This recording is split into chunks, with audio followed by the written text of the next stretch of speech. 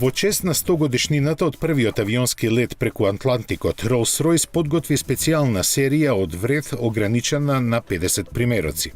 Со плафонот кој преку 1183 светлосни влакна ја покажува положбата на звездите и рутата на летот од 1919 година, секој од нив ја раскажува епската приказна за храбриот подвиг. Него го изведоа британските авиатичари Џон Алкок и Артур Браун со модификуван бомбардер од Првата светска војна. При тоа мораа да се подпираат токму над звездите, бидејќи радиото и инструментите за навигација им откажаа веднаш по полетувањето.